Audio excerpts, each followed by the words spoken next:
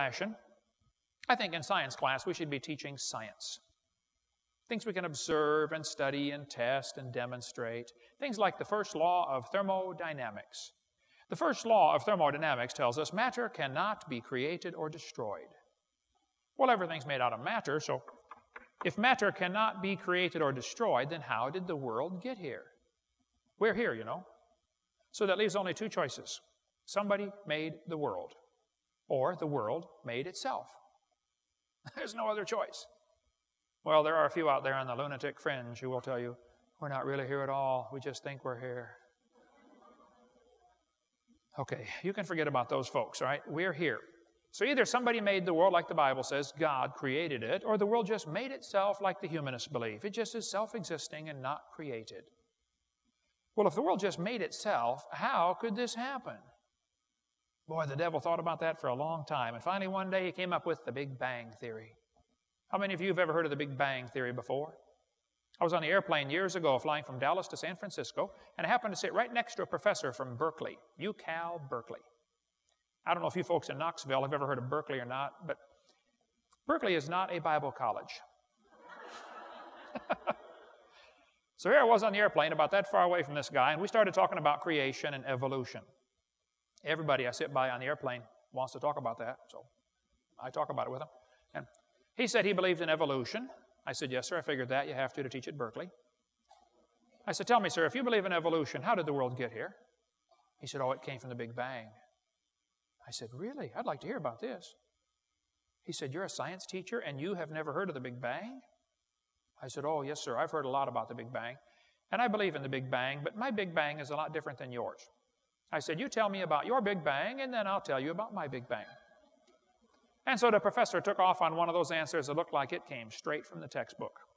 He said, well, Mr. Hovind, I believe about 18 or 20 billion years ago. That's a long time. All the matter in the universe. That's a lot of stuff. By the way, the word universe comes from two Latin words, uni, which means single, and verse, which means a spoken sentence. Did you know we live in a single spoken sentence? God said, let there be. Now that'll preach, man. There's a sermon in there someplace right there, okay? And if your pastor can't find it, he ain't got no preach in him at all, okay? All the matter in the universe was concentrated into one very dense, very hot region that may have been much smaller than a period on this page. Say what? Everything in the universe squished into a dot smaller than a period on a page? Wow. That's one crowded dot. And heavy, too. Hey, and it ain't the first time it happened, boys and girls. This textbook says, someday after many billions of years, all the matter and energy will once again be packed into a small area, no larger than the period at the end of this sentence. Then another Big Bang will occur. It happens every 80 to 100 billion years. Can you believe they cut down a tree to print that? Where's Al Gore when you need him? That's what I want to know. Yeah. And why did you guys send Al Gore to Washington? You had him here, you know. But no.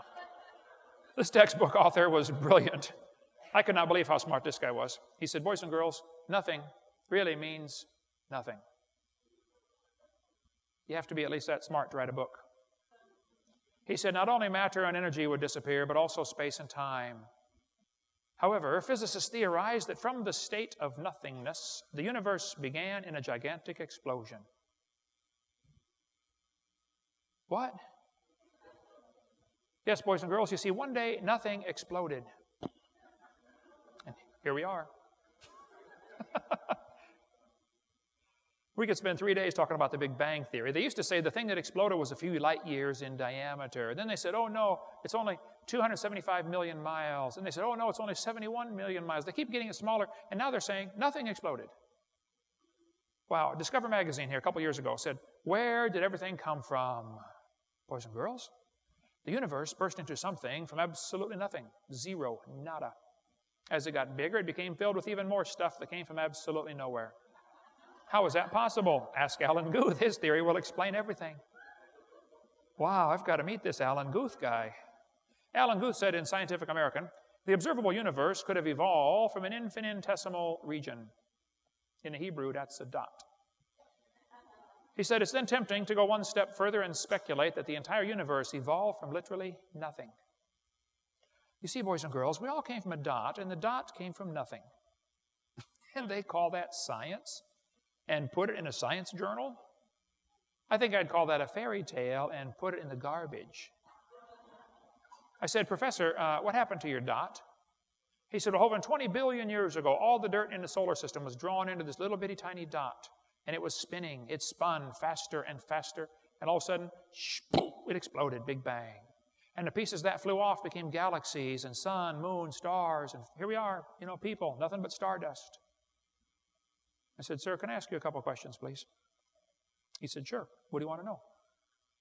We got a 3-hour flight sitting that far away from each other on the airplane, and I said, well, sir, I got a question. You said 20 billion years ago, all the dirt got together for the big squish and the big spin and the big bang. Where did all the dirt come from? Who made matter? He said, we don't know that for sure. I said, okay, now, sir, hold it. If I told you that I believe about 6,000 years ago God created the heaven and the earth, then you're going to say, and where did God come from? And I have no idea. But you said 20 billion years ago there was a big bang, and you don't know where the dirt came from. So basically, I believe in the beginning God, and you believe in the beginning dirt. Don't tell me my theory is religious and your theory is scientific. No. They're both religious. The news media tries to make it look like it is science versus religion. No, it's not.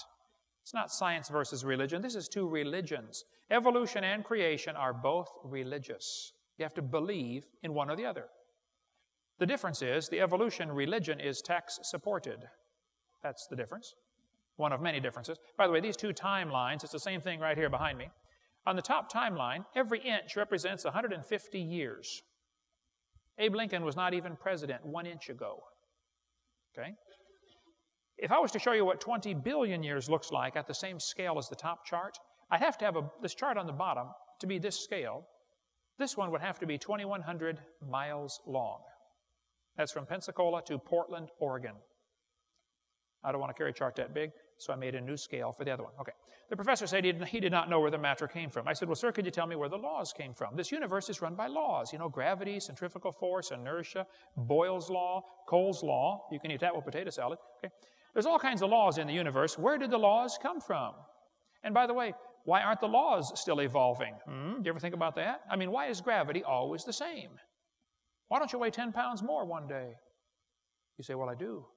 Well, that's for different reasons, okay? But where did the energy come from anyway, huh? Who bought the gas to run this machine? The professor said, I don't know we don't know anything.